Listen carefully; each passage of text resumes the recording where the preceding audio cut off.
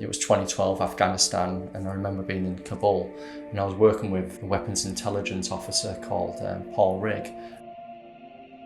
We were in this vehicle and he said, listen, we've done a lot on this tour and we're all like buckets, big empty buckets. We're all different sizes, we're all different shapes.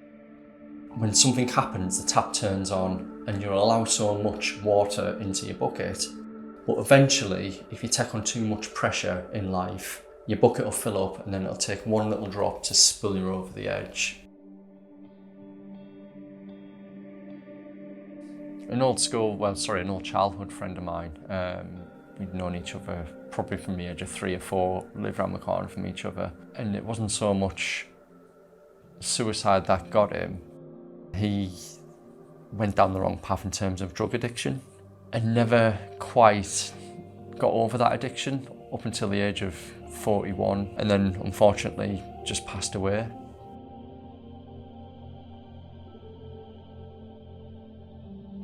He was such an influential part of my life growing up, you know, it was just heartbreaking.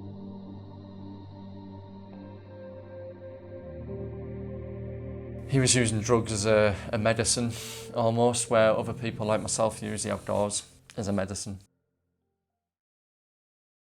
I think if you interviewed my mother, I was never one to be indoors.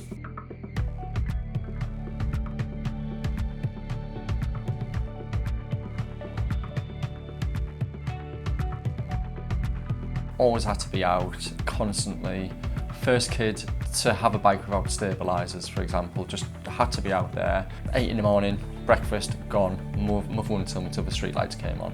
And I suppose from that young age, growing all the way up through my teens, just constantly out with friends. And now as an adult and being able to jump in a car and just go anywhere I please, it's just amazing. I can just be in the Lake District, I can go run up a fell if needs be. When I do need that outside time, it could be an argument with a loved one, it could be just a stressful week at work, and it's like, right, just put a pack on and go walk for a couple of days.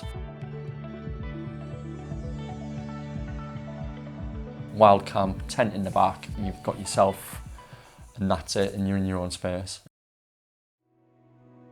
Doing all these activities that I used to do in the forces, you know, the running, the gym, lead back to helping me and my mental health. And it goes back to the bucket analogy, where every time I'm just feeling low or I've had a rough day, I'll go do one of these activities and I'll take a big scoop of water and chuck it out of my bucket.